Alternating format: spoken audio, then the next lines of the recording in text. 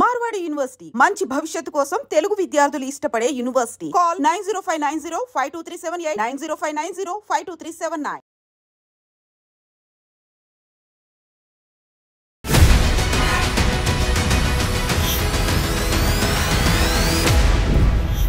నమస్తే, welcome to I dream inside politics with Kavitha. Congress MLC Teenmaar మల్లన్నని party suspend చేసింది. గతంలోనే షోకాజ్ నోటీస్ జారీ చేసింది. అయినప్పటికీ కూడా తీన్మార్ మల్లన్న దానికి నేను సమాధానం ఇవ్వను అని తేల్చి చెప్పేశాడు. ప్రస్తుతానికైతే ఆయన సస్పెండ్ చేసింది. తీన్మార్ మల్లన్న అంత తీవ్రంగా మాట్లాడడం వెనక ఎవరున్నారు, నెక్స్ట్ స్టెప్ ఏముండబోతోంది, ముందు నుంచి ఊహిస్తున్నట్టుగా బీసీ పార్టీ పెట్టబోతున్నారా? మనతో పాటుగా ఉన్నారు కాంగ్రెస్ ఫైర్ బ్రాండ్ మాజీ మంత్రి పుష్పలీల గారు. పుష్పలీల గారు నమస్కారం. నమస్తే తల్లి, చాలా రోజులైంది మీతో మాట్లాడి. సో బోల్డ్ అన్ని ఇష్యూస్ పార్టీలో జరుగుతున్నాయి, ప్రభుత్వంలో జరుగుతున్నాయి. సో ఫస్ట్ మనం పార్టీ గురించి మాట్లాడుకుంటే, తీన్మార్ మల్లన్న చేసినటువంటి వ్యాఖ్యలు బీసీ కుల గణనకి సంబంధించి ఆయన మాట్లాడాడు. పాయింట్స్ బాగున్నాయా? తీవ్రత ఎలా ఉంది? దూషణలు ఎలా ఉన్నాయి? మీరేమనుకుంటున్నారు? ఇప్పుడు ఒకటి విత్ ఇన్ ద పార్టీలో ఉండి పార్టీకి అగెనిస్ట్గా మాట్లాడకూడదు. అంటే మామూలుగా మన చదువు రాని వాళ్ళు మామూలుగా సామెత చెప్పినట్టు ఏ తల్లి పాలైతే తాగుతామో దాని గురించి మాట్లాడితే ఎలా ఉంటుందో అలా మాట్లాడినట్టు ఉంటుంది. ఒకటి, నిన్న రేవంత్ రెడ్డి గారు ఒక దాంట్లో చక్కటి మాట మాట్లాడారు. ఏమన్నారు? మంచిని ఏమో పబ్లిక్లో చెప్పండి, పార్టీ మంచిని, చెడు వచ్చి మా చెవులలో చెప్పండి అన్నాడు. వీళ్ళు రివర్స్ చెప్తున్నారని నిన్న ఆయన చక్కటి మాట చెప్పాడు. నిజమే, అది ప్రతి వాళ్ళకు కొన్ని నచ్చుతాయి, కొన్ని నచ్చకపోవచ్చు. ఏ నినాదంతో అయితే లాభ అపేక్షనో స్వార్థ చింతనో లేకుండానే ఏ మనిషి కూడా ఈ రాజకీయాలలో మనుగడ సాగించటం లేదు. కులాల్ని బేస్ చేసుకొని రాజకీయంగా వెళ్ళాలనుకున్న వాళ్ళు ఎవరు కూడా సక్సెస్ అవ్వరు అంత తొందరగా.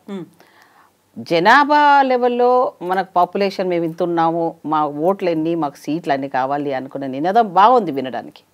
కానీ అది ఎంతవరకు సాధ్యం? తీన్మార్ మల్లన్న కంటే ముందు ఎంతమంది బీసీ నాయకులు ఉన్నారు? వాళ్ళంతా కూడా బీసీ సమస్యల మీద, విద్యార్థుల సమస్య ఆర్ కృష్ణయ్య గారే ఉన్నారు. ఎన్నాళ్ళ నుంచి ఆయన సమస్యను పట్టుకొని తిరుగుతున్నారు. అవునా? సో మరి వాళ్ళు పెట్టాలంటే వాళ్ళకి పార్టీ పెట్టాలన్న ఆలోచన రాలేదంటారా? అదంత సాధ్యమైన పని కాదని కదా వాళ్ళు ఆలోచన చేసి వాళ్ళు కొంచెం వెనక్కి తగ్గారు. ప్రజల సమస్యలు తీర్చడంలో, లీడర్షిప్లోనే వాళ్ళు ముందుకు వెళ్ళాలి అనుకుంటున్నారు. కొన్నిసార్లు వాళ్ళకి నచ్చకపోతే దాని నుంచి బయటకు వచ్చేస్తారు, అంతే తప్ప అది విత్ ఇన్ ద పార్టీలోనే ఉండి అలా మాట్లాడడం అనేది ఏ పార్టీ కార్యకర్త అయినా దాన్ని జీర్ణించుకోలేడు. అది వ్యతిరేకమైన విధానం. సో తీన్మార్ మల్లన్న వెనకాల ఎవరున్నారో మనకు అనవసరం. నీవు మాట్లాడే భాష, ఒక హైప్ క్రియేట్ చేసుకోవాలనే భాష, ఒక అవమానకరమైన అభ్యంతరకరమైన మాటలు మాట్లాడు, అన్పార్లమెంటరీ వర్డ్స్. అంటే చదువురాని వాడు మాట్లాడాడంటే మనం క్షమించవచ్చు, పాపం వాడు మూర్ఖుడు, వాడు చదువురాదని. నువ్వు చదువుకున్న వాడివి ఉచ్చ అనే మాటను వాడడం అనేది, ఒక కులాన్ని మాట్లాడడం అనేది ఎంత అవమానకరం. ఇప్పుడు ఒక బీసీ రిజర్వేషనే ఉంది అనుకోండి, లేదా ఎస్సీ రిజర్వ్ స్థానాలే ఉన్నాయి అనుకోండి.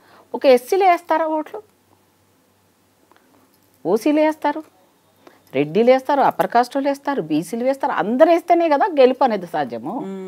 ఓన్లీ ఎవరి ఓట్లు మేము వేసుకుంటామంటే ఇక ప్రత్యేక రాష్ట్రాలే కావాలి. బీసీ రాష్ట్రము, ఎస్సీ రాష్ట్రాలు, ఎస్టీ రాష్ట్రాలు, ఇక రాష్ట్రాల కాడికి పోయి బతకాలి. లేకపోతే అండమాన్ ఉన్నాడు కదా ఒక బాబా, ఆయన సపరేట్ ద్వీపం ఎన్నుకొని అక్కడ సొంత డాలర్ నిత్యానందలాగా బతకాలి. అంతేగాని ప్రజాస్వామ్య పద్ధతిలో నీ ఓటు హక్కును నువ్వు సరియైన వెళ్ళాలంటే నీ జనాలను నువ్వు మోటివేట్ చేయి. మీ తప్పును నువ్వేం మాట్లాడకు. మనకున్న హక్కు ఏంట్రా బాబు, మన చేతిలో వెపన్ ఉంది, ఆయుధం అదే మనకి. ఆ ఆయుధాన్ని మనం సక్రమంగా ఉపయోగించుకొని, మనలో అనైక్యత ఉంది, ఆ అనైక్యతను మనం రూపుమార్పాలంటే ఏం చేయాలి? నువ్వు అది చేయి, అందరు సపోర్ట్ చేస్తాను నీకు. నిజమేరా బాబు, ఇంతవరకు ఇంతమంది పనిచేశారు కానీ ఐక్యత తీసుకురాలేదు వీళ్ళను. చిన్న పెద్ద కులం వాళ్ళని అందరినీ తీసుకొని వచ్చి రాజకీయంగా ఇప్పటివరకు ఎలాంటి అవకాశాలు రాని కులాలు ఎన్నో ఉన్నాయి.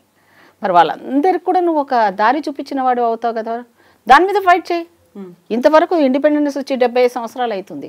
కొన్ని కులాలు ఇప్పటివరకు రాజకీయంగా సర్పంచ్లు కాలేదు, వార్డు మెంబర్లు కూడా కాలేకపోతున్నారు. వాళ్ళకు నువ్వు వెనకాల ఉండి పార్టీతో ఫైట్ చేసి ఇలా ఈసారి వీళ్ళకి అవకాశం ఇవ్వండి. ముదిరాజులు ఉన్నారు, దాంట్లో కూడా హయ్యెస్ట్ పాపులేషన్ ఉన్నారు. ఒకసారి హయ్యెస్ట్ వాళ్ళకి ఇచ్చి ఒకసారి మరీ లోయెస్ట్లో ఎవరు ఉన్నారు వాళ్ళకి ఇవ్వండి. సో ఎవరికి అవకాశాలు ఏంటనేది నీ ఇంటెన్షన్ కరెక్ట్గా ఉంటే నువ్వు చేసే పని సక్రమార్గంలో వెళ్తుంది. కరెక్ట్ కాదంటారా అమ్మ తీన్మార్ మల్లన్న? నాకైతే కరెక్ట్ అనిపించలేదు. నా వ్యక్తిగతంగా కాదు, పార్టీ పరంగా కూడా కాదు. ఎందుకంటే నీకు అంత శక్తి ఉన్నాడు అయితే నువ్వు ఎందుకు పార్టీలో ఎన్ని రోజులు ఎమ్మెల్సీ టికెట్ తీసుకొని ఎందుకు పోటీ చేసావు? ఎందుకు చేసావు? చేయకుండా ఉండాల్సింది కదా. నేను ఫ్లైట్లో విమానంలో తిరగగలను, తిరుగు, సంతోషమే కదా మాకు. ఒక బీసీ నాయకుడిగా ఉన్న ప్రధానమంత్రి వచ్చినప్పుడు అందరూ బీసీలు అని వేసాం. మోదీ గారు వచ్చినప్పుడు ఏ బీసీకి న్యాయం జరిగింది? ఒక ప్రధానమంత్రి లెవెల్లో హయ్యెస్ట్ పోస్ట్ ఉన్నానని ఆయన బీసీల గురించి కులగణన చేయలేదు ఇప్పటివరకు. మరి కాంగ్రెస్ వచ్చిన తర్వాత ఏదో ఒక స్టెప్ వేసినాం. ఒక స్టెప్ వేసిన దాన్ని అలా చిన్న చిన్న అవకతవకలు ఉంటాయి.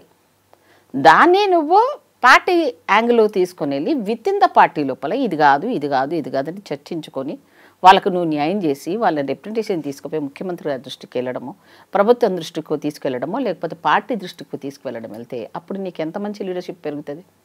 ఈరోజు మన పదవి ఉంటుంది పోతుందమ్మా, కానీ ఒక చిరస్థాయిగా ఉండే లీడర్షిప్ నువ్వు పెంపొందించుకుంటే వాడు అవుతావు కదా. ఇప్పుడు నువ్వు మాట్లాడే మాటలు ఎలా ఉన్నాయంటే అసలు నేనైతే షాక్ అవుతున్నాను అలాంటి మాట్లాడి విని. నేను అసలు ఊహించలేదు తీన్మార్ వల్ల. Okay, with in the party వాళ్ళు నేను ఓరగొట్టారు, నాకు ఎవరు సపోర్ట్ చేయలేదు, నాకు ప్రాపర్ వేలో నాకు డబ్బులు దాంట్లో కింది స్థాయి వరకు వెళ్ళలేదు అని నువ్వు అందరి మీద అలిగేషన్స్ పెడుతున్నావు కదా. సో డబ్బున్నంత మాత్రాన రాజకీయంగా సక్సెస్ అవ్వడానికి లేదు. ఒకప్పుడమ్మా రాజకీయంలో అప్పుడు ఎలా ఉండేదంటే ఒక గ్రామానికి ఏం కావాలన్నప్పుడు మేమున్నప్పుడు మొత్తం గ్రామం అంతా కూర్చొని ఒక డిసిషన్ తీసుకుని ఈ ఊర్లో మనకు ఒక పాఠశాల లేదు, ఇక్కడ ఒక రోడ్డు లేదు, ఒక బస్సు లేదు, సో మాకు అది కావాలని మొత్తం గ్రామానికి సంబంధించిన ఒక సమస్యను ఉమ్మడి నిర్ణయాలతో అది ఎప్పటి నుంచి నెరవేరని ఏమన్నా ఉంటే దీర్ఘకాలికంగా ఉన్న వాటిని వాళ్ళు అడిగేవాళ్ళు. ఇప్పుడు అలా కాదు, ఇండివిజువల్గా ఇంట్లో నలుగురు ఉంటే నలుగురికి 4 రకాలుగా ఇవ్వాలి, 4 పెన్షన్లు ఇవ్వాలి. ఇండివిజువల్గా అయితే ఏ ప్రభుత్వం యొక్క బడ్జెట్ సరిపోతుంది, ఎవరిని నువ్వు సాటిస్ఫై చేయగలవు? సో ఇది ప్రజలది తప్పు, పార్టీలది తప్పు. నా పార్టీ ఏం లేదన్న, నా పార్టీ కూడా ఇండివిజువల్ బెనిఫిట్స్ ఇవ్వకూడదు. రాజశేఖర రెడ్డి గారు ఉన్నప్పుడు రైతులకు 10,000 రూపాయలు వేస్తాడంతే బ్యాంక్స్కి. అప్పుడు ఎంత పెద్ద పాపులారిటీ వచ్చింది దానికి. ఈరోజు మనం 2 లక్షలు ఇస్తున్నాము అని అన్నా కూడా ఆ పాపులారిటీని తీసుకురాలేకపోతున్నాం. ఎప్పుడు విమర్శనాత్మకంగా చూసేవాళ్ళే ఎక్కువ ఉన్నాను తప్ప అసలు అలా అనౌన్స్ చేసిన వాళ్ళు ఎవరైనా ఉన్నారని మాట్లాడేవాళ్ళు ఎవరు లేరు పార్టీలో.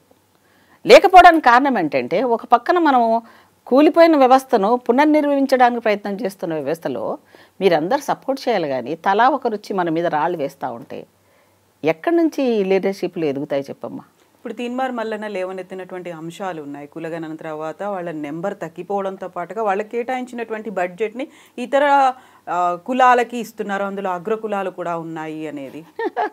సరే, ఎకనామికల్గా వీక్ ఉన్న వాళ్ళని లెక్క పెట్టుకుందాం. బీద గొప్ప, బీదవాడు బాపనోళ్ళ దాంట్లో ఉంటారు, బీదవాళ్ళు రెడ్డిల దాంట్లో ఉంటారు, డబ్బున్న వాళ్ళు ఈ బీసీలలో ఉన్నారు, ఎస్సీలలో ఉన్నారు, ఎవరైనా ఉన్నాం. నాకు ఉంది కదా అని వద్దనుకొని వాలంటీర్కి ఇచ్చేవాళ్ళు ఎంతమంది. సో ఇప్పుడు ఈ వ్యవస్థలో అలాంటి మా బడ్జెట్ను మేము ఓట్లు ఎక్కువ వేస్తున్నాము కాబట్టి మా బడ్జెట్ మాకు ఇంత ఇవ్వాలన్నది ఫోర్సిబుల్గా నువ్వు మారాలి అంటే నువ్వు ముందు నీ చైతన్యం చేయి బాబు. ఒరే బాబు, మనం ఉన్నాము, మన డిమాండ్స్ ఏంటి, మన డిమాండ్స్ని మనము ప్రభుత్వాల దృష్టికి తీసుకుపోదాం. ఇది వేస్తేనే మా వాళ్ళు మీకు ఓటేస్తామని అప్పుడు పల్లెటూళ్ళలో ఒక నిర్ణయం ఎలా జరిగేదో ఇప్పుడు ఆ లెవెల్లో వాళ్ళనందరూ ఒక ఐక్యమత్యం తీసుకురావచ్చు కదా. ఇప్పుడు ఆయన సక్సెస్ అవుతాడా ఫెయిల్యూర్ అవుతాడనే తర్వాత విషయం. ఇప్పుడు కొండను ఢీకొట్టుకోవడం అనేది ఒక రాజకీయంగా వ్యవస్థలను ఒక జాతీయ పార్టీని ఢీకొట్టడం అనేది అంత ఈజీ అయిన పని కాదు. ఓ మాటల మరాఠీలాగా ఉన్న కేసీఆర్ ఏదో అంటారు చూడండి, కోట్లాది రూపాయలు తినేసి భిక్షం వేసినట్టు కొన్ని పథకాలు వేసినట్టు ఏదో అట్లయినా 2 సార్లు అధికారంలో రాగలిగాడు. మనం ఈరోజు ఒక ఎస్సీలు బీసీలు ఒక మాట అన్నామంటే అది చేయకపోతే ఇంకా చాలా వాళ్ళని ఏమనే ధైర్యం ఈ సమాజానికి లేదు, కానీ మనని అనే సమాజం ఉంది ఇప్పటికి కూడా. సో ఈ కుల వ్యవస్థ, ఈ కులగణన గురించి ఎప్పుడు జరిగినప్పుడు లోపాలను ఎత్తిపొడ్చడం కాదు. నేను ఎప్పుడూ అడుగుతా ఉంటాను, నేను చాలామందితో వాదిస్తాను కూడా. ప్రతి వాళ్ళ సమస్య చెప్తారు కానీ సొల్యూషన్ ఎవరు చెప్పరు. ఆ సొల్యూషన్ చెప్పడం, మీరు సమస్య నాకు బాధ అయిందంటే పరే నీకు చెప్పిన ఆలోచన నాతో డిస్కషన్ చేయి, ఇది అవుతుంది ఇది కాదు కదా. ఇప్పుడు ఇంట్లో పెద్దవాళ్ళు ఉంటారమ్మా, నాకు చదువుకోబుద్ధి అయితే లేదు అన్నాడు అనుకోండి, అరే నీకు ఇన్ని డబ్బులు ఇస్తున్నాను రా, నువ్వు చదువుకోనంటున్నావు మధ్యలో, తర్వాత చదువుకోకపోతే ఏం తిద్దాం అనుకుంటున్నావు అని వాడు తల్లిదండ్రుల ముందు ఓపెన్గా చెప్పగలిగితే, వాడు చదవద్దంటున్నాడు, వాడికి టెక్నికల్గా ఏదైనా చేయాలని పెద్దవాళ్ళ నిర్ణయం ఉంటుంది. నువ్వు పెట్టించేదాన్ని పెట్టించుకుంటా ఎంజాయ్ చేసుకుంటా లాస్ట్కి వచ్చిన తర్వాత నాకు నచ్చంది నువ్వు చేసినావు అంటే ఎలా ఉంటుంది? ఇప్పుడున్న బీసీ వ్యవస్థలో కూడా ప్రతిఫలాలు ఇచ్చే వాళ్ళలో సంక్షేమ రాజ్యాన్ని శ్రేయస్సు దృష్ట్యా కాంగ్రెస్ పార్టీ ఇప్పటివరకు సంక్షేమం చూసింది, ఎప్పుడు గెలుపు ఓటముల గురించి చూడలే. త్యాగాలే చేసిండ్రు, వాళ్ళంతా కూడా సాక్రిఫైస్ చేసిండ్రు. ఈ రాజకీయ వ్యవస్థలో ఒక స్త్రీని ఎదగనివ్వని వ్యవస్థ, ఒక కులం ముందు పోవడం వ్యవస్థ, ఒక మతాన్ని ముందు పెట్టుకోవడం, ఎక్కడైనా సరే భారత స్త్రీ సాంప్రదాయం ఎక్కడైనా వాళ్ళని చేసుకున్నా ఆ స్త్రీకి ఆ భర్తది వస్తుంది, అవునా? ఆ జాతీయత వచ్చేస్తుంది ఆటోమేటిక్గా. మీరు సోనియా గాంధీ గారిని అసలు ఆ జాతీయతను యాక్సెప్ట్ చేయకుండానే ఆమె ప్రధానమంత్రిని కానియకుండా ఆ రోజున్న బీజేపీ వ్యవస్థ అసలు నవ్వొచ్చింది నాకు, నిజంగా తప్పు కదా అది. ఆమె పుట్టిన పిల్లల్ని కూడా ఇప్పటికి కూడా ఇబ్బందులే పెడుతున్నారు కదా యాక్సెప్టెన్స్ ఇవ్వకుండా. మరి వాళ్ళు ఈ భారతదేశంలో పుట్టిన పిల్లలే, వాళ్ళ వారసత్వం వాళ్ళ మూలాలన్నీ ఇక్కడే ఉన్నాయి కదా. సో ఇట్లాంటివన్నీ చిన్న చిన్నవన్నీ పెట్టి రాజకీయ లబ్ధి కోసం వెళ్ళే వాళ్ళని జనాలు నమ్ముతున్నారు. సో నేనేమంటానంటే తీన్మార్ మల్లన్న ఏ లక్ష్యంతో చేస్తున్నాడో, ఏ ధైర్యంతో చేస్తున్నాడో నాకైతే తెలియదు. నేను ఒక సోదరిగా చెప్తున్నాను తీన్మార్ మల్లన్నని, అంత ఆషామాషి అయితే కాదు. ముందు నువ్వు స్ట్రాంగ్గా ఒకవేళ నువ్వు పార్టీ నుంచి వెళ్ళిపోయి బయటికి వెళ్ళిపోయి నువ్వు బతకగలన్న ధైర్యం నీకు ఉన్నప్పుడు వెళ్ళిపోవచ్చు, దానికి ఎవ్వరు అభ్యంతరాలు పెట్టారు. నువ్వు రిజైన్ చేసేసి నీకు నచ్చినట్టుగా జనాల దగ్గరికి వెళ్ళు, నీ లీడర్షిప్ని పెంచుకో, మాకేం అభ్యంతరాలు. నువ్వు అలా కాకుండా మమ్మల్ని వేలెత్తి చూపించి ముఖ్యమంత్రి గారిని ఇష్టం వచ్చినట్టు మాట్లాడడం, కులాలను పెట్టి ఆ రకంగా మాట్లాడడం అనేది ఈ సమాజం యాక్సెప్ట్ చేయదు. మీరు చూస్తుంటారు కొంతమంది టీఆర్పీలు పెంచడం కోసమని బూతులు మాట్లాడిస్తుంటారు ఛానల్స్లలో, అది లీడర్షిప్ కాదు. ఇంకో పెద్ద పొరపాటు చేస్తారు కొంతమంది. ఇప్పుడు ఒక అధికారంలో ఉన్నప్పుడు ఆపోజిషన్ వాళ్ళని ఒక స్టేజ్ లేకుండా, అంటే గతంలో ఒక ముఖ్యమంత్రి లెవెల్లో చేసిన మాజీ ముఖ్యమంత్రులను కూడా తిట్టిన వాళ్ళు కూడా అవకాశాలు రావు. ఎందుకు రావు అంటే మన తాత కాదు వాళ్ళతో ఈక్వల్గా తిట్టేది, దానికి పర్సనల్గా వ్యక్తిగతంగా మాట్లాడకూడదు. ఆ ప్రోటోకాల్ రెస్పెక్ట్ ఉంటుంది, ఆ పెద్దతనానికి మనం వాల్యూ ఇవ్వాలి. వాడు వీడు హౌలగాడు అని ఏందా భాష? అస్సలు రాజకీయాల్లో చదువుకున్న వాళ్ళు వచ్చారా? అసలు చదువు రాని వాళ్ళు టీఎన్జే లాంటి వాళ్ళు ఒకప్పుడు రాజకీయాల్లో సక్సెస్ఫుల్గా నడిచారు. మరి వాళ్ళకి ఏమీ తెలియదే, ఇన్నోసెంట్స్, కానీ ఎంత బాగా చేశారు. నువ్వు అన్నీ చదువుకొని అంతా చేసి కూడా నీ భాష ఆ ప్రయోగం చేసి నీ పాపులారిటీ పెంచుకోవడం ఇది మార్గం కాదు. పాపులారిటీ కొన్ని రోజులు కొన్ని ఛానళ్ళు హైపు చూపించేస్తాయి, నేను హీరో చేస్తాయి, తర్వాత అదే డౌన్ అయిపోయి నేను జీరో చేస్తాయి. ఎంతమందిని చరిత్రలో ప్రూఫ్ చేయగలను నేను? నువ్వు మాట్లాడే మాటలుగా తిన్నావా అన్న అన్నం తిన్నావా అన్న భాషను కూడా వక్రీకరించి మాట్లాడితే సెటైరికల్గా ఎట్లా మాట్లాడారో అర్థం చేసుకుంటున్నారు జనాలు. అంత అమాయకులు ఎవరు లేరు ఇప్పుడు, జనాలు చాలా తెలివిగలలేపారు. సో తీర్మాన్ మల్లన్న పార్టీ పార్టీ నుంచి వెళ్ళిపోవాలి ఒకటి నా డిమాండ్. రెండోది ఆయన బీసీల రక్షణ కోసం పనిచేస్తున్నాడే చాలా సంతోషం నాకు. ఐక్యమతం తీసుకొస్తే ఇంకా మంచిది. మిమ్మల్ని ఎవరు వెట్టి చాకరీ ఏమి చేయించట్లేదు, మా జాతి అన్న వెట్టి చాకరీ చేసిన జాతి. ఇప్పుడు కూడా న్యాయం పొందలేకపోతున్నాం, ఇప్పుడు కూడా రిజర్వేషన్ ఉన్నా మా మీద ఏడుస్తున్నా సరే మాకు న్యాయం జరగట్లేదని మరి మేమెవరు చెప్పుకోవాలి? మాకు ఉన్నోళ్ళ బతుకు అదే ఉంది, మీరు అంతకన్నా ఇంకా మొదలు కూడా పెట్టలేదు మీరు. ఇప్పుడు మీ పరిస్థితి ఏంది? సరే కులగలన్ అనేది ఈ భారతదేశ చరిత్రలోనే ఫస్ట్ టైం చేసాం మనం, ఎప్పుడో చేసాం, మళ్ళీ ఇప్పుడు చేసిన దాన్ని ప్రజలు యాక్సెప్ట్ చేస్తున్నారు, ఇండివిజువల్గా వెళ్తున్నారు, ఇంటింటికి వెళ్తున్నారు. మేము ఏదైనా తప్పులు ఉంటే గ్యారెంటీగా ఆ వ్యక్తి అవును నేను ఇచ్చాను, నేను ఇచ్చిన ఇన్ఫర్మేషన్ కరెక్టే, నేనే ఇచ్చాను అని చెప్పి వాళ్ళతో సంతకాలు కూడా తీసుకొని ప్రూవ్ చేపిస్తున్నాను అని చెప్తున్నాడు ముఖ్యమంత్రి గారు. సో ఇంత బాగా చదివినాక కూడా నువ్వు బీసీలు మేము ఎక్కున్నాము, మేము ఓట్లు వేయనిగా పనికి వస్తావు అంటే ఓట్లు వేయకురా బాబు, నువ్వు వేయకు, నీ వాళ్ళకి నువ్వే ఇప్పించుకో, నువ్వే నిలబెట్టించుకో, నువ్వే ఆర్థికంగా వాళ్ళని అంతా స్ట్రాంగ్గా చేసుకో. ఈరోజు ఎలక్షన్ అంటే మాటతో వేసేవాళ్ళు ఎవరు లేరు, డబ్బులతో వేసేవాళ్ళే ఉన్నారు కదా. మరి అమ్మ ఇప్పుడు కుల గణన తర్వాత బీసీలకి చట్టబద్ధత కల్పించడానికి, లోకల్ బాడీ ఎలక్షన్స్లో రిజర్వేషన్లు కల్పించడానికి, వీటి కోసమని ప్రత్యేక సెషన్ పెడతాము, మేము ఖచ్చితంగా చేసి తీరుతాము అన్న తర్వాత ఇక్కడ వినిపిస్తున్నటువంటి ఇంకొక ఆరోపణ, బీసీలకి హై ప్రయారిటీ ఇవ్వడం మొదలుపెట్టిన తర్వాత ఎస్సీ రిజర్వేషన్లలో కోత ఇవ్వబోతోంది అనే ఒక మాట వినిపిస్తోంది. ఎట్లా చూస్తున్నారు? సరే, ఒక్కొక్కసారి వంటలో నువ్వు రోజు అదే చేసినా ఒకసారి ఎక్కువ తక్కువ అవుతుంటాయి. ఇంట్లో ఏ పని అయినా కొన్నిసార్లు మనం చేస్తున్నా పొరపాటు అవుతుంటారు. మా దాంట్లో కూడా ఇప్పుడు 2 సబ్ కాస్ట్లో గొడవలు జరుగుతున్నాయి. వర్గీకరణ 30 సంవత్సరాల ఉద్యమానికి ఇప్పుడు కూడా మా కృష్ణమాదికి కూడా ఏమన్నారు, కొంత అన్యాయం జరుగుతోంది, మా షేర్ను మేము వేరే వాళ్ళకి ఇస్తే మాకు ఇంకా నష్టం జరుగుతుంది, కాబట్టి అది జాగ్రత్తగా ఏమైనా తప్పులు ఉంటే సరిచేయండి అని ఆయన ముఖ్యమంత్రి గారి దగ్గరికి వెళ్ళడం, ఆయన రిక్వెస్ట్ చేసుకోవడం జరిగింది. తప్పకుండా చూద్దామన్నా అని ముఖ్యమంత్రి గారు అన్నారు. అదే లెవెల్లో నువ్వు చేయొచ్చు కదా. సరే, మా కోత అయినా ఒకవేళ అనుకుందాం, కోత అయినా ఎవరు తింటున్నారు? మీ వాళ్ళగా తినేది, నీ జాతేగా తినేది. ఒక కులానికి ఎక్కువ, ఒక కులానికి తక్కువ. ఇప్పుడు సబ్ కాస్ట్లోనే అనుకుందాం. కాకుండా ఇప్పుడు మనం మాట్లాడుకోవచ్చు, కానీ ఇక్కడ ప్రాక్టికల్ గా అక్కడ అవకాశాలు పోతున్నాయి, ఉద్యోగాలు పోతున్నాయి, ఉద్యోగాలు ఎక్కడున్నాయి తల్లి? అసలు పోతున్నాయి. ఇవన్నీ అసలు రిజర్వేషన్ అన్న అంశం ఇప్పుడు ఉందంటారా? ఇంకా ఏదో సరే అప్పుడు కాంగ్రెస్ నడుస్తోంది, అప్పుడు ఏదో అనుకున్నాం ఎస్సీలకు రిజర్వేషన్ నడుస్తుందమ్మా, ఫ్యూచర్లో ఉంటుందని. ఒకవేళ రిజర్వేషన్ ఉన్నా మొత్తం గవర్నమెంట్ ఉద్యోగాలు ఎక్కడున్నాయి చెప్పండి మీరు? ఆ గవర్నమెంట్ ఉద్యోగాలే లేనప్పుడు ప్రైవేట్ ఉద్యోగాలను నీకు రిజర్వేషన్ పెట్టుకోవాల్సిన దాన్ని ఎవరు స్ట్రాంగ్గా పెట్టగలరు? దానికి అష్యూరెన్స్ ఎవరు ఇవ్వగలరు చెప్పమ్మా? ఇప్పుడు రిజర్వేషన్ కావాలి, మా సీట్లు మాకు కావాలంటే నీ సీట్లు నువ్వే చూసుకో, నీ జనాలను ఒప్పించుకొని వేయించుకోగలిగితే వేయించుకో. నీ మొత్తం రిజర్వేషన్ ప్రకారంగా ఏ పాపులేషన్, ఇప్పుడు ఎస్సీ రిజర్వేషన్ ప్రాంతాలను సెలెక్ట్ చేస్తాం, పాపులేషన్ బట్టి రిజర్వ్ స్థానాలుగా డిక్లేర్ చేస్తాం కదా.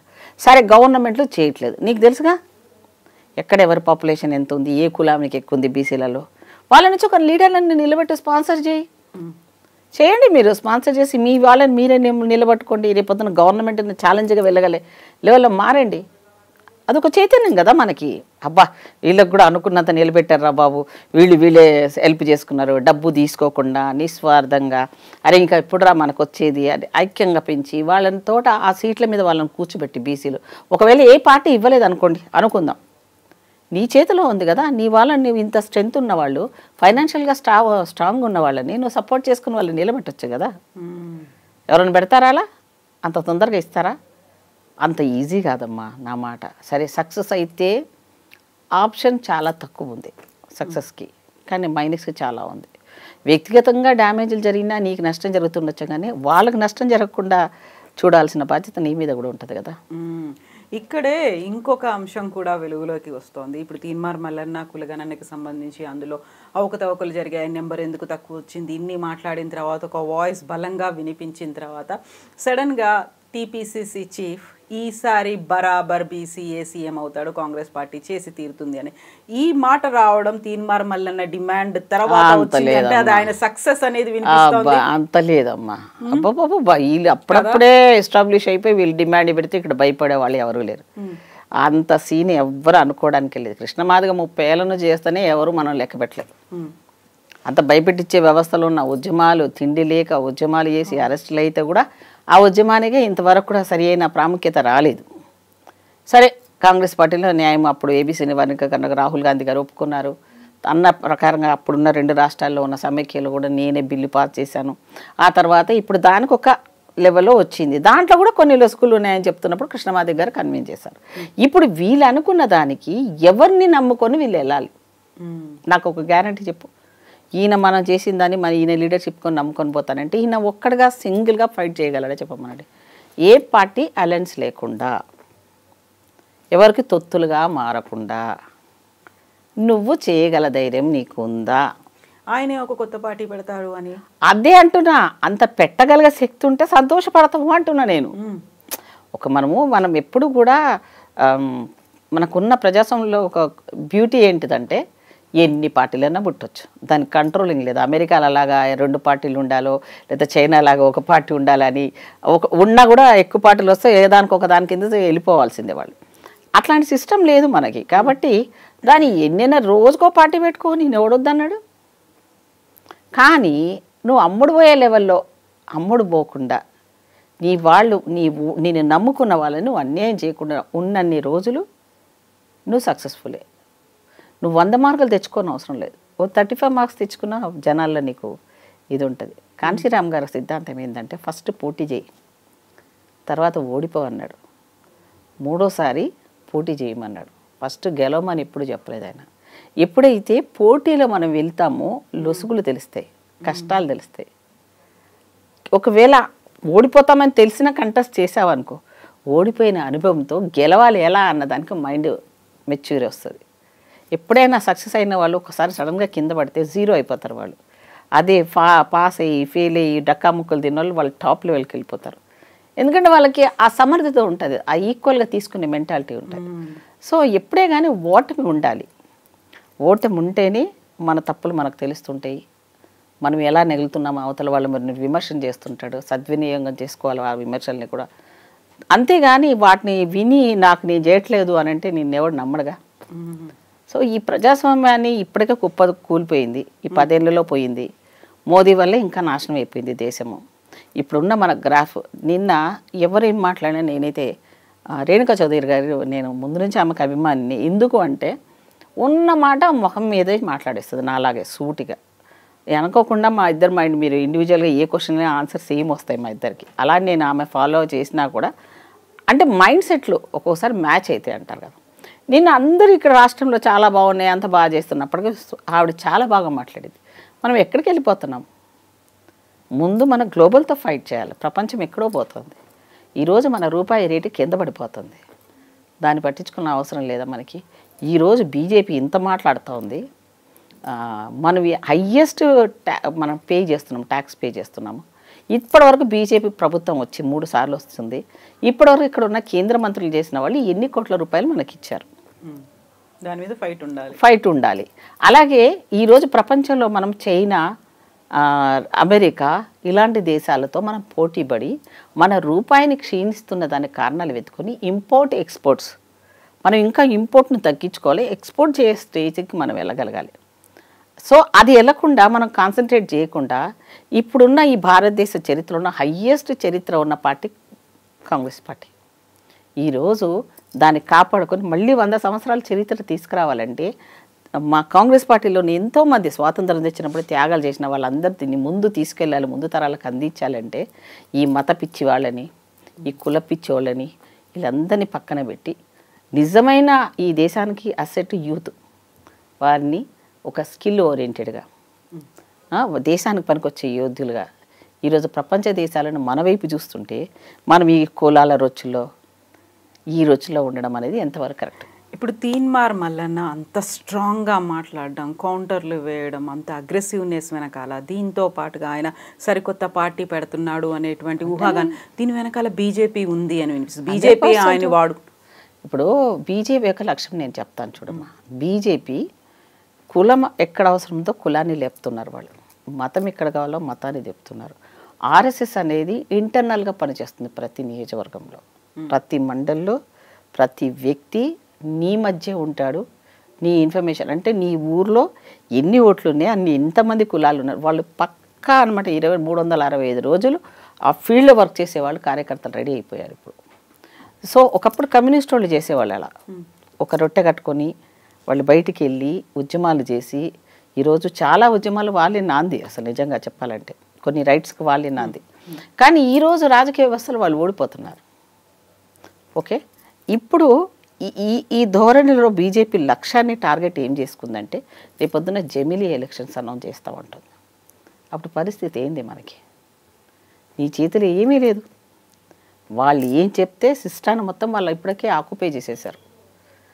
న్యాయ వ్యవస్థ, ఈవీఎంలు అవి నచ్చట్లేదు మాకు మానేసేయండి అని చెప్పి కూడా చేస్తుంటే, బ్యాలెట్ కావాలని చెప్తున్నా కూడా దాన్ని అసలు మొత్తానికి క్లోజ్ చేసి పడేశారు. ఇప్పుడు పాత సిస్టంలో రావాలంటే ప్రపంచంలో ఉన్న అమెరికా లాంటి దేశాల్లో దాన్ని వాడనప్పుడు ఈ ఇండియా లాంటి దేశంలో వాడుతున్నారు అంటే దీని వెనకాల మతలబు ఉంది కదా. సో మోదీ యొక్క బుద్ధి ఏంటంటే యావత్ భారతదేశాన్ని మతాలు, కులాలు, బాబాలు, లేకపోతే సాధు సంతులని మొన్న చూశారు కదా కుంభమేళ, వాళ్ళ పార్టీ వాళ్ళే విమర్శించిన వాళ్ళు ఉన్నారు. ఎంత కంపెనీలు అయిపోయి ఎంతమంది చచ్చిపోయారంట, అసలు మనకు లిస్టు బయటికే రాలేదు. ఎన్నో రకాల ఆడవాళ్ళను వీడియోలు తీశారంట నగ్నంగా. ఇవన్నీ చేస్తుంటే కంట్రోల్ చేయలేని వ్యవస్థలో ఒక ప్రాజెక్ట్ ఏం చేశారంటే వీళ్ళంతా హిందువులంతా పిచ్చోళ్ళు, వీళ్ళకి బుర్రలు పనిచేయదు, మేము ఏం చెప్తే అది చేస్తామని చెప్పి ఆ మధ్యలో అయోధ్య రాముడు రాముడు అన్నాడు. ఇప్పుడు కుంభమేళాను ఓన్ చేసుకుందాం అనుకుంటున్నారు. అయోధ్యలో రాముని పెట్టినా మోదీ గారి పర్సంటేజ్ ఏమైందో తెలిసినాం, చావు తప్పి కన్నులట్టు పోయి బతికాడు. మరి ఇప్పుడు ఈ కుంభమేళాను కూడా రేపు ఎలక్షన్స్లో వాడుకుందామని చూస్తున్నాడు. సో ఏది చేసినా రాష్ట్రం కాదు ఈ దేశాన్ని నాశనం చేసి మొత్తానికి కాంట్రాక్టర్లకు ఏదైతే క్యాపిటలిస్టులు ఉన్నారో వాళ్ళ కోసం ఈయన మొత్తం దేశాన్ని అమ్మేద్దామని చూస్తున్నాడు. ఇప్పుడు తీన్మార్ మల్లన్న నెక్స్ట్ ఏం చేస్తాడని, భవిష్యత్తు ఎట్లుంటుందని మీరు అనుకుంటున్నారు కాంగ్రెస్ పార్టీ నుంచి బయటకు వచ్చేసాక? మీరన్నట్టుగా వెనకాల ఎవరో శక్తి ఉందన్న దాంట్లో నేను ఏకీభవిస్తున్నా. అది మేబీ 99% నేనైతే ఒక నా ఊహ, అది పార్టీ ఊహ కాదు, నా లెవెల్ వచ్చిన నాకు దానికి బీజేపీ ఉంటుంది 100%. ఎట్లాగైతే ఏముంది, కాంగ్రెస్ని నేలమట్టం చేయాలి, కాంగ్రెస్ అనేది ఉండకూడదు, దాంట్లో ఎవరు వస్తారో వాళ్ళని లేపడం, వాళ్ళకి ఫండింగ్ చేయడం. సో మీరు చూశారు బీఎస్పీ ఆర్ఎస్ ప్రవీణ్ కుమార్, మరి దానికి ఎవరు ఫండింగ్ చేశారు? ఎంత ఉవ్వెత్తున లేసింది, తర్వాత ఆయన ఎక్కడికి వెళ్ళిపోయాడు? అంటే ఈ మైండ్ గేమ్తో ఉన్న కేసీఆర్ పంపించిన మనిషి అని నేను ముందు నుంచి చెప్తున్నా, ఎవరు పట్టించుకోలేదు. లాస్ట్కి అదే ప్రూవ్ అయిందా? ఇప్పుడు కృష్ణమాదిగా ఎప్పుడైతే బీజేపీకి ఓట్లేండి అని మా దళితులని మా సమాజాన్ని చెప్పిండో, వాళ్ళు రేపొద్దున ఏం చేశాడు? 1.5 year అయిపోయింది, ఆయన కమిటీ చేసిన రిజల్ట్ ఏమైనా వచ్చిందా? రాలేదు కదా. అంటే ఏంటి, వీళ్ళంతా కూడా ఇంటర్నల్గా ఒక మనుషులని ఎవరైతే జనాలు మొబిలైజేషన్ చేసే శక్తి ఉన్న వాళ్ళని, లేదా కొత్తగా ఏ ఊళ్ళలో ఆ ప్రాబ్లం, ఇప్పుడు గుళ్ళల ప్రాబ్లమ్స్ మొన్న చిలుకూరు బాలాజీ విషయంలో జరిగింది, అదేంటమ్మా అటాక్? రాముడు ఇష్వాకుల రాజ్యం అంట ఇది. మరి రాముడు అయితే అనుకుందాం, మరి కృష్ణుడు ఎవరు? రాముడి గురించి నువ్వు అంటున్నావు, ఇప్పుడు హరే రామ హరే కృష్ణ ఉన్నారు, రెండో ఆధ్యాత్మిక చింతనలో బొమ్మ అంటున్నారు మనని. మరి నేను ఒకరోజు మామూలుగా సిగ్నల్స్ దగ్గర హరే రామ హరే కృష్ణ వాళ్ళు వచ్చి బుక్ అమ్ముతూ ఉంటారు, అది వచ్చి బైనాపు ఎప్పళ్ళో అప్పళ్ళో అన్నాడు. నేను చదవను అన్నాను, నేను కొనను అన్నాను. అదెందుకు అన్నాను, నాకు కన్ఫ్యూజన్ ఉంది అన్న. రాముడు గొప్పనా కృష్ణుడు గొప్పనా నాకు కన్ఫ్యూజన్ ఉంది. ఇద్దరు కూర్చొని కొట్లాడుకొని ఎవరు గొప్ప మీరు తేల్చుకొని అప్పుడు జనాలకు రండి అన్న. రామాయణం ఒక సిద్ధాంతం చెప్తుంది, మహాభారతం ఒకటి చెప్తుంది. వీళ్ళిద్దరి మధ్యలో ఎవరి దుకాణాలు నాలబెట్టుకుంటుంటే, ఇప్పుడు రాముడు చెప్పిన అయోధ్యలోనే బీజేపీ ఓడిపోయిందంటే, రేపొద్దున ఈ మా దేవుళ్లను, ఇతిహాసాలను, పురాలను టెంపుల్ మీద అటాకులు చేయించడము, వాళ్ళ యొక్క ఉనికి లేకుండా చేయడం అనేది, వాళ్ళు వచ్చి ఆయన మీద అటాక్ చేస్తే ఆయన పరిస్థితి ఏంది? అంటే ఏంటి, ఒక గుడి భద్రత లేదు, ఏ భద్రత లేని పరిస్థితుల్లో ఈరోజు భారతదేశ వ్యవస్థ భయపడుతూ బతకాల్సి వస్తుంది. ఎస్ అమ్మా, థ్యాంక్ యూ సో మచ్ అమ్మా, thank you. Right, thank you.